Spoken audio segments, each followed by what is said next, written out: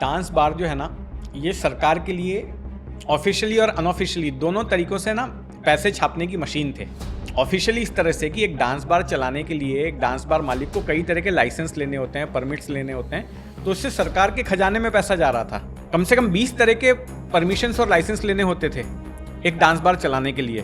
दूसरी तरफ under table पैसा जा रहा था, भ्रष्ट पुलिस वालों को, बाकी के सरकारी कर्मचारियों को, पॉलिटिशियंस को भी जाता था, क्योंकि जिस इलाके में डांस बार चलते थे वहाँ के लोकल जो दबंग पॉलिटिशियंस होते थे उनको भी पैसा देना होता था। तो सब कुछ गुड था।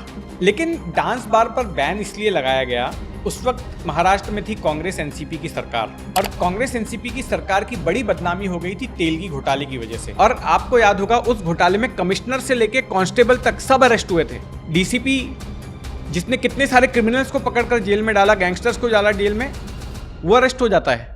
सरकार की छवि बड़ी धूमिल हो गई, और जो उस वक्त के गृह मंत्री थे छगन भुजबल, उनके ऊपर भी कानून का हाथ पहुंच रहा था, उन तक भी। तो बहुत बदनामी हो गई थी एनसीपी की। तो छगन भुजबल को हटा दिया गया। छगन भुजबल की जगह पर एक साफ छवि के गृह मंत्री को लाया गया, आर पाटिल, जिनको आबा कहते थे। दूसरी ओर ऐसी घटनाएं हो गई जहां पर डांस बार के चक्कर में कई लोगों ने जो है अपराध किए थे। डांस बार में पैसा लुटाने के चक्कर में किसी ने अपनी बीवी का मर्डर कर दिया था, या किसी ने लूटपाट कर दी थी। तो एनसीपी को लगा एक बढ़िया मौका है अपना पीआर करने का, अपनी एक क्लीन इमेज पेश करने का। तो तय हुआ कि डांस बार पर पाबंदी लगा दो।